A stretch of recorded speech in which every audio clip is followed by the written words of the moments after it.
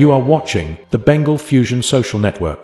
আমাদের অনেক দর্শক বন্ধু এমন আছে যাদের কিন্তু দুধ সহ্য হয় না বলে দুধ হজমই করতে পারে না, দুধ খেলে তাদের শরীর খারাপ করে, এরকম হয়।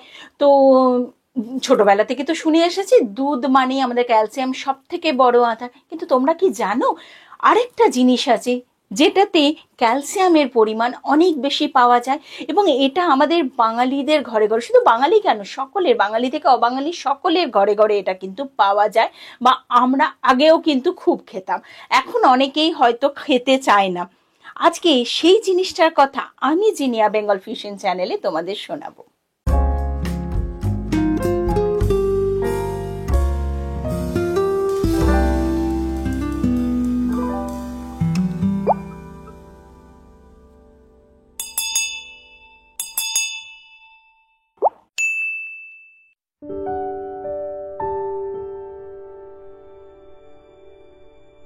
চল্লিশ পেরোতে না পেরোতে আমাদের হাড় কিন্তু দুর্বল হয়ে যায়, নারী পুরুষ নির্বিশেষে। হাড়ের ডেন্সিটি কমতে থাকে, হাড়ের ক্ষয় হয়ে যায়, তখনই দরকার পড়ে ক্যালসিয়ামের।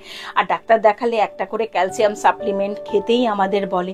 তো তার আগে থেকে যদি আমরা একটু সাবধান হয়ে যাই, একটু যদি এই ধরনের ক্যালসিয়াম যেটা ঘরের মধ্যেই আছে, ঘরের জিনিস থেকে পাওয়া যায়, সেইটা যদি খাওয়া শুরু করে দিই, তাহলে মন্দ কোথায়।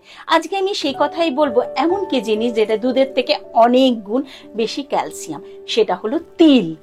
সাদা তিল তুমি যদি খেতে পারো, খাদ্য তালিকাতে যদি রোজ রাখতে পারো, তাহলে সেটা কিন্তু তোমার শরীরের ক্যালসিয়ামের ঘাটতি পূরণ করবে। কি করে করবে? কত থাকে ক্যালসিয়াম? আচ্ছা তাহলে শোনো, ক্যালসিয়াম তুমি ধরো 100 ml যে দুধটা খাচ্ছ তাতে ক্যালসিয়াম আছে কত 125 মিলিগ্রাম ক্যালসিয়াম থাকে। অথচ যদি তুমি 100 গ্রাম তেল খাও তাহলে কত ক্যালসিয়াম পাবে? 975 মিলিগ্রাম ক্যালসিয়াম পাবে। তাহলে বুঝতেই পারছো কত গুণ বেশি ক্যালসিয়াম পাওয়া যায় সাদা তিলে। তাহলে সাদা তিলকে সঙ্গী করবেই না বা কেন? আর শুধু তাই নয়, এই সাদা তিলের মধ্যে ক্যালসিয়াম ছাড়াও থাকে আয়রন থাকে, পটাশিয়াম থাকে, ম্যাগনেসিয়াম থাকে। এগুলো আমাদের হাড় গঠনে আরো বেশি সাহায্য করে আর আমাদের শরীরকে ভীষণ ভালো রাখে। এবারে তুমি বলবে তিলটা খাবো কি করে দিদি?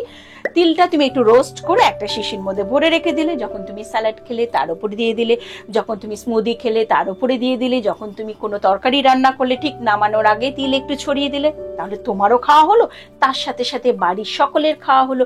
আবার তুমি তিলকে গুড়ের সঙ্গে মিশিয়ে তিলের যে নাড়ু হয় সেটাও করতে পারো, রোজ সকলের হাতে একটা দিতে পারো। গুড়েও কিন্তু প্রচুর পরিমাণে ক্যালসিয়াম থাকে। কাজে এইভাবে খাও, দুধ নাই বা সহ্য হলো, তার বদলে তিলটা খাও না ক্যালসিয়ামের অভাব পূরণ করার জন্য। খুব ভালো থেকো, নমস্কার।